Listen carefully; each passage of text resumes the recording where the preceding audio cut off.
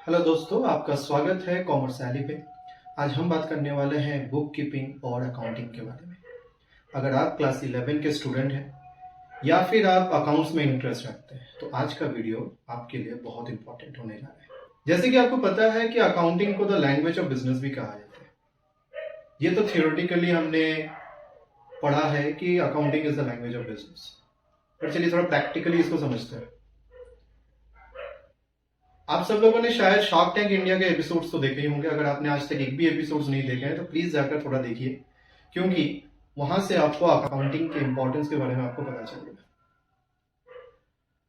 Business numbers पे चलते हैं, और जिस बिजनेस का नंबर बहुत अच्छा होता है उस बिजनेस में इन्वेस्टर्स भी पैसा डालने के लिए रेडी रहते हैं, और at the same time public भी उन कंपनी के प्रोडक्ट्स को यूज करने से कतराती नहीं है।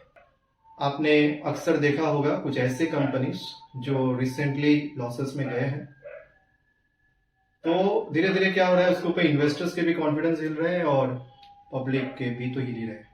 तो जैसे आपको भी पता है कि आपके क्लास में जो बच्चा फर्स्ट आता है या फिर जो बच्चा रैंक करते हैं, वहां पे क्या है कि उनके नंबर्स अच्छे हैं, उनको टीचर्स भी अच्छे बोलते हैं, उनके पेरेंट्स भी अच्छे बोलते हैं, और आप भी शायद उनको अच्छा ही बोलते हैं।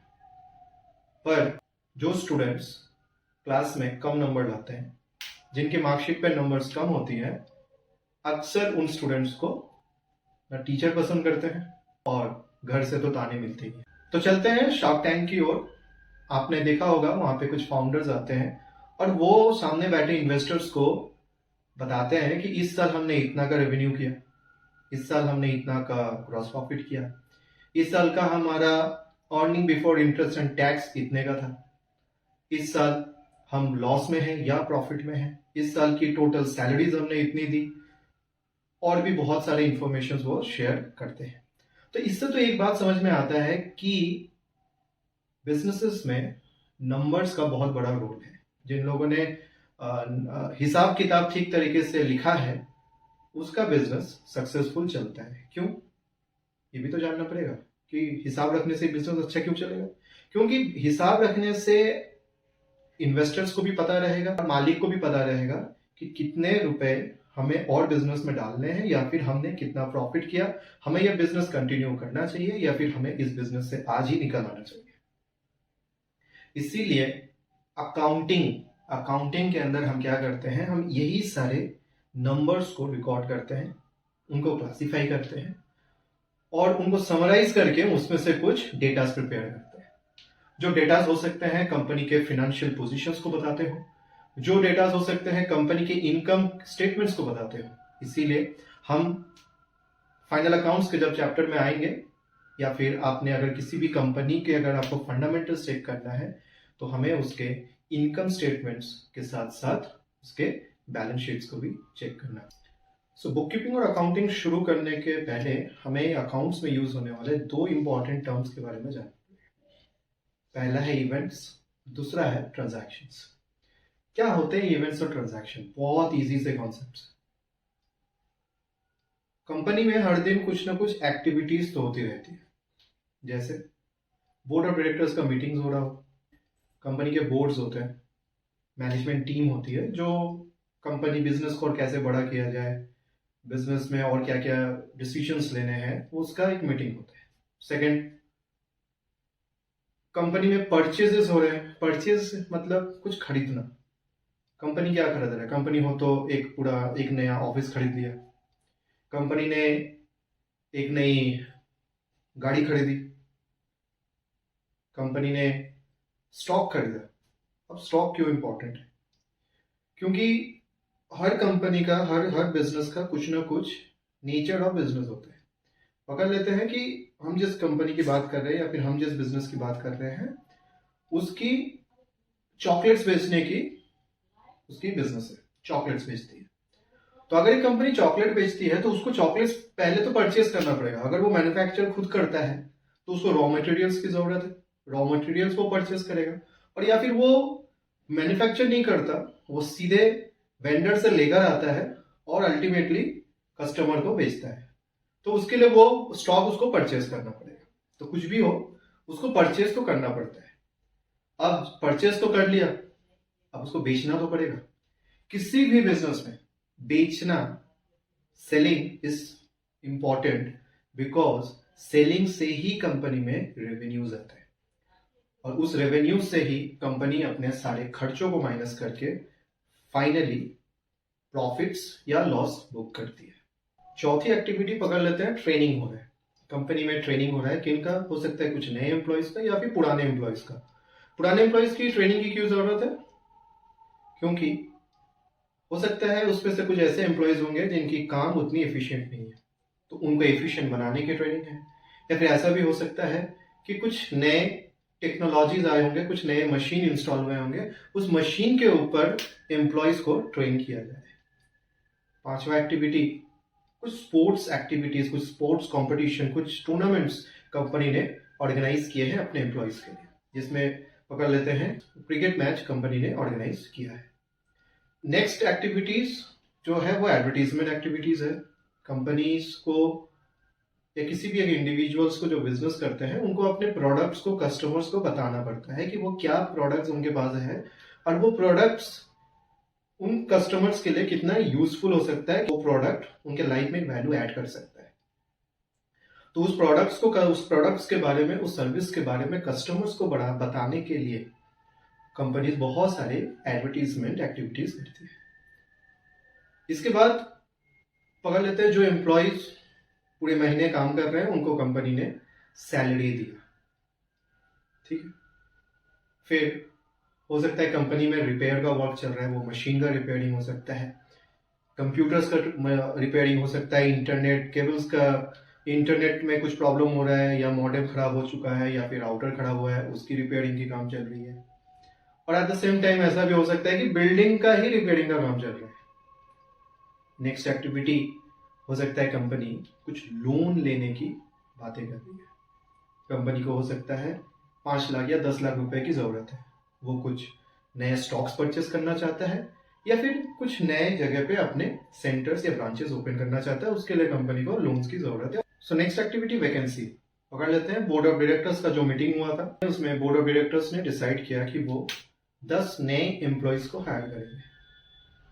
तो वैकेंसी भी एक तरीके की एक्टिविटीज है जो कंपनी को परफॉर्म करनी है क्योंकि एम्प्लॉयज की जरूरत है। नेक्स्ट एक्टिविटीज, कंपनी ने कुछ इंश्योरेंस परचेज किया। अब इंश्योरेंस कंपनी क्यों परचेज करती है?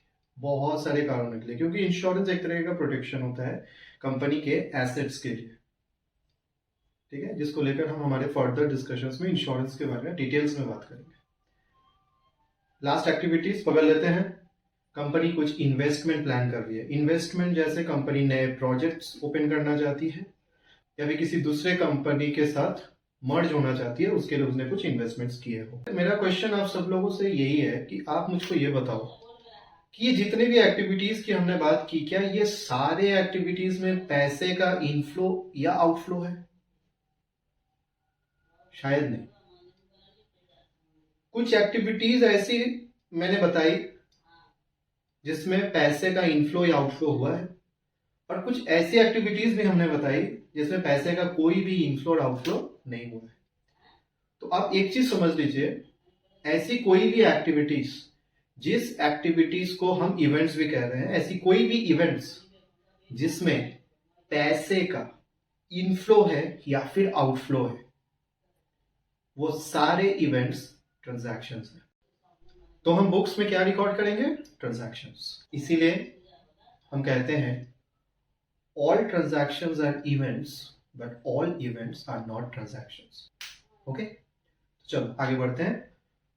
मैंने जो एक्टिविटीज को ट्रांजैक्शन नहीं बोला था, वो एक्टिविटीज भी ट्रांजैक्शंस हो भी सकती है, नहीं भी हो सकती है, तो कंफ्यूज नहीं करूंगा।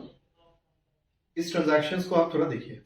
जैसे पहले हमने बात की बोर्ड ऑफ डायरेक्टर्स की मीटिंग में, अगर लेते हैं उस बोर्ड ऑफ डायरेक्टर्स की मीटिंग्स में बोर्ड्स ने डिसाइड किया कि वो 10 नए एम्प्लॉयज को इस साल हायर करेगी। तो ये जो डिसीजन जो बोर्ड ऑफ डायरेक्टर्स का बना कि वो 10 नए एम्प्लॉयज को हायर करेगी, देखिए इस डिसीजन में ना पैसे का इनफ्लो है ना पैसे का आउटफ्लो है, जिसके लिए ये जो इवेंट है ये बस एक इवेंट है, इसको बुक्स में रिकॉर्ड करने की कोई जरूरत नहीं है। पर अगर हमारे पास ऐसा कोई इंफॉर्मेशन आए कि बोर्ड ऑफ डायरेक्टर्स की जो मीटिंग हुई थी उस मीटिंग में 10,000 रुपए खर्च हुए थे उस मीटिंग को ऑर्गेनाइज करने के लिए, तब जाकर ये जो 10,000 रुपए जो इन्वेस्ट किए गए, ये 10,000 रुपए जो खर्च हुए, इसमें पैसे का आउटफ्लो है। तो हम ये एक्टिविटी, इस इवेंट को भी हम ट्रांजैक्शन बोलेंगे अगर हमें उस इवेंट्स में होने वाले पैसे के इनफ्लो और या फिर आउटफ्लो के बारे में पता चला है। सेकंड, जिस इवेंट्स को मैंने ट्रांजैक्शन नहीं बोला था, एक स्पोर्ट्स कंपटीशन जो कंपनी ने ऑर्गेनाइज किया था अपने एम्प्लॉयज के लिए। पर अगर हमारे पास ऐसा कोई इंफॉर्मेशन आ रहा है जिस इंफॉर्मेशन से यह पता चल रहा है कि टीम ए जो था उसने मैच को 4 विकेट से जीत लिया, तो ये जो हमारे पास इंफॉर्मेशन आया, ये इंफॉर्मेशन में ना पैसे का इनफ्लो है ना पैसे का आउटफ्लो है। तो ये जो इवेंट्स जो हुआ ये सिर्फ इवेंट्स है, हमको इसे बुक्स में रिकॉर्ड करने की कोई जरूरत नहीं। पर फर्दर अगर हमारे पास ऐसा कोई इंफॉर्मेशन आता है कि वो स्पोर्ट्स में विनिंग टीम को 50,000 रुपए एज अ विनिंग प्राइज दिया गया कंपनी के तरफ से, तो क्या हुआ, ये सेकेंड वाली जो एक्टिविटी हुई जिसमें 50,000 रुपए का आउटफ्लो हुआ, ये हमारे लिए एक ट्रांजैक्शन है। थर्ड, एडवर्टीजमेंट, जिसको हमने ट्रांजैक्शन नहीं बोला था। अगर हमारे पास ऐसा इंफॉर्मेशन है कि कंपनी ने जो एडवर्टीजमेंट एक्टिविटी परफॉर्म किया, उस एक्टिविटीज से कंपनी ने 200 नए कस्टमर्स का कॉन्टैक्ट नंबर कलेक्ट किया, तो आप देखो जब ये 200 नए कस्टमर का कॉन्टैक्ट नंबर जब कंपनी ने कलेक्ट किया, इसमें क्या पैसे का इनफ्लो या आउटफ्लो है? शायद नहीं है। पर अगर हमारे पास एक और इंफॉर्मेशन आता है कि कंपनी ने एक कस्टमर्स को जिन्होंने अपना कॉन्टैक्ट नंबर शेयर किया उनको 10 रुपए का एक छोटा फ्री सैंपल गिफ्ट में दिया। अब आपको भी पता है 200 कस्टमर्स को अगर 10 रुपए का फ्री सैंपल हम दें तो 2,000 रुपए हमने इन्वेस्ट किया उस एडवर्टीजमेंट एक्टिविटीज पे। इसका मतलब 2,000 रुपए का आउटफ्लो है। देखिए अब ये रुपये का आउटफ्लो सिर्फ रुपए में होने की जरूरत नहीं है, प्रोडक्ट्स भी तो पैसे से नहीं खरीद के लाए हैं। तो पैसा जा रहा है, प्रोडक्ट जा रहा है, मतलब पैसा ही जा रहा है, राइट?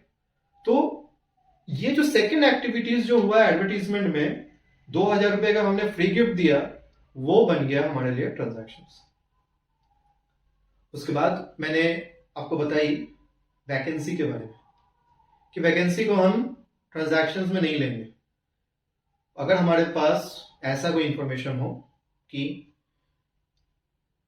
वही बोर्ड ऑफ डायरेक्टर्स ने 10 एम्प्लॉयज को हायर किया, कंपनी ने 10 नए एम्प्लॉयज के लिए वैकेंसी ओपन की और 10 नए लोगों के लिए कंपनी के पास 100 लोगों का सीवी आया, तो ये देखो ये जो एक्टिविटीज अभी हुई, इस एक्टिविटीज में ना पैसे का इनफ्लो का पता चल रहा है ना पैसे का आउटफ्लो का पता चल रहा है। पर अगर इसी से रिलेटेड एक सेकेंड एक्टिविटी होती है जिसमें हमें यह पता चलता है कि ये पूरी वैकेंसी, ये पूरी इंटरव्यू सिस्टम को ऑर्गेनाइज करने के लिए कंपनी को 5,000 रुपए खर्च भी करने पड़े थे।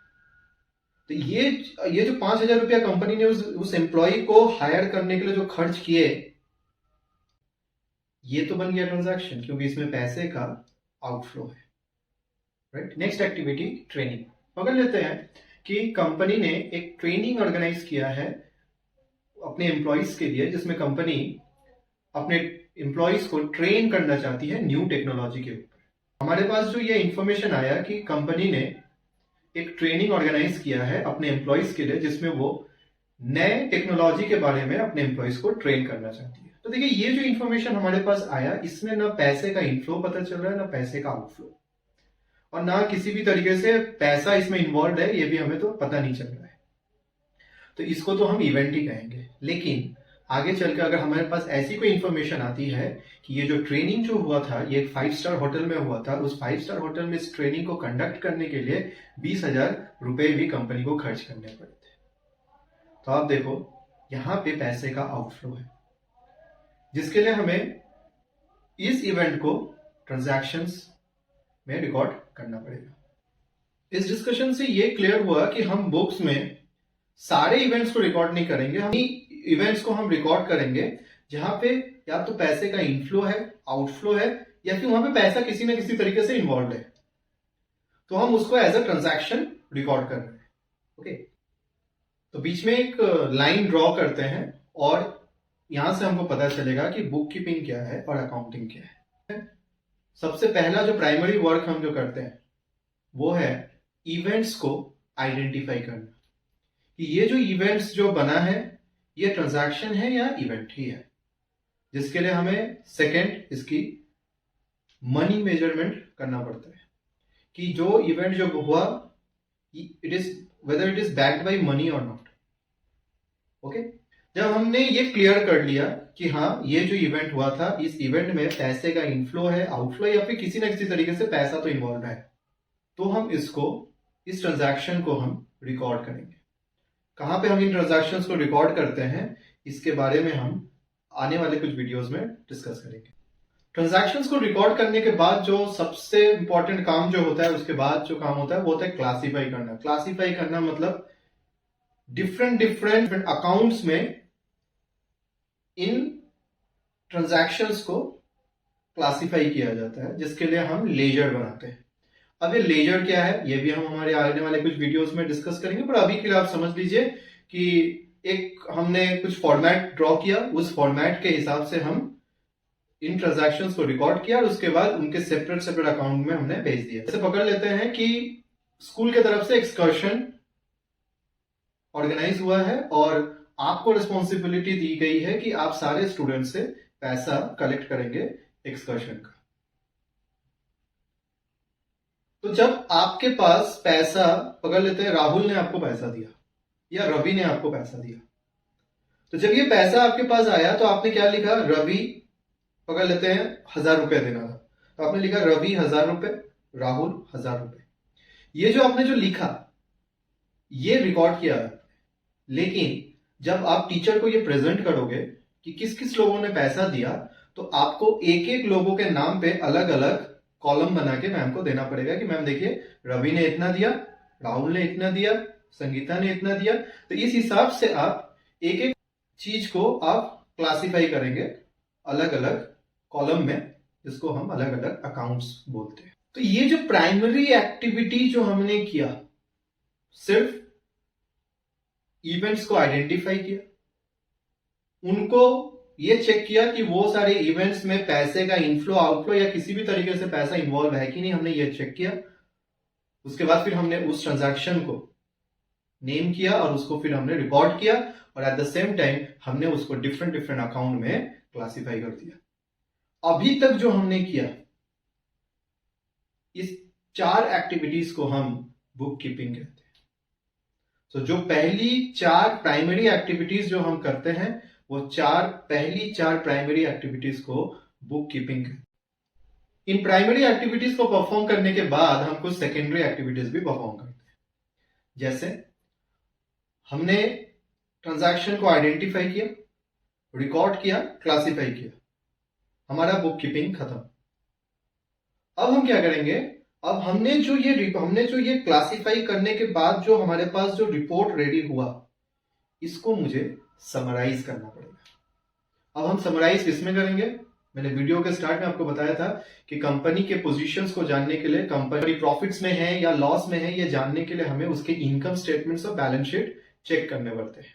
तो ये जो समराइज जो हम करते हैं ना, ये हम इन सारे बुक कीपिंग से जो हमारे पास इंफॉर्मेशन आए, उन सारे इंफॉर्मेशन को हम समराइज करते हैं बेसिकली बैलेंस शीट और इनकम स्टेटमेंट्स में। इसके बाद ये रिपोर्ट्स बनने के बाद, ये इनकम स्टेटमेंट्स और बैलेंस शीट बनने के बाद ये जाता है एनालिसिस में। किसके पास जाता है, एनालिसिस के लिए ये जाता है चार्टर्ड अकाउंटेंट्स के पास, कंपनी सेक्रेटरी के पास, मैनेजमेंट के पास, जो लोग इसको एनालाइज करते हैं और एनालाइज करके ये पता करते हैं कि इस साल हमारी फाइनेंशियल पोजीशन क्या है और हमने कितना प्रॉफिट या लॉस इस साल हमने इनकर किया है। रिपोर्ट्स को अच्छी तरीके से एनालाइज करने के बाद जो बैलेंस शीट और इनकम स्टेटमेंट बनते हैं, उन बैलेंस शीट और इनकम स्टेटमेंट को फाइनली कम्युनिकेट किया जाता है कंपनी के स्टेक होल्डर्स को। अब स्टेक होल्डर्स हैं कौन, स्टेक होल्डर होते कौन हैं, इसको लेकर हम हमारे नेक्स्ट वीडियो में बात करेंगे। फॉर एग्जांपल, हमने रिलायंस के बारे में तो सुना है, रिलायंस इंडस्ट्रीज के बारे में। अगर हम रिलायंस इंडस्ट्रीज के बैलेंस शीट और इनकम स्टेटमेंट्स को चेक करना चाहते हैं तो आप इजीली वो आपको इंफॉर्मेशन मिल जाएगा, क्योंकि हो सकता है आप क्यों उस इंफॉर्मेशन को देखना चाहते हैं, हो सकता है आप उस कंपनी में इन्वेस्ट करना चाहते हैं, आपको रिलायंस के ग्रोथ के बारे में कुछ स्टडी करना है, तो हम बन गए उस कंपनी के लिए स्टेक होल्डर्स। तो वो इंफॉर्मेशन रिलायंस ने प्रिपेयर किया है ताकि उस इंफॉर्मेशन के थ्रू वो हमें भी कम्युनिकेट कर सके। लास्ट के जो 3 सेकेंडरी स्टेप्स हमने कंप्लीट किए, समराइजिंग, एनालाइजिंग एंड कम्युनिकेटिंग, इससे कंप्लीट होता है हमारा पूरा accounting. So what is book keeping? Book keeping is the process of identifying the transactions, recording the transactions and classifying them in different accounts. And in accounting, we summarize, analyze and communicate the recorded data to the end users. जब हम book keeping और accounting दोनों को एक साथ लाते हैं तो बनता है अकाउंटिंग प्रोसेस। तो चलो at a glance bookkeeping और अकाउंटिंग के डिफरेंस को समझ लेते हैं। सबसे पहले डिफरेंस, बेसिस ऑफ डिफरेंशिएशन है स्कोप।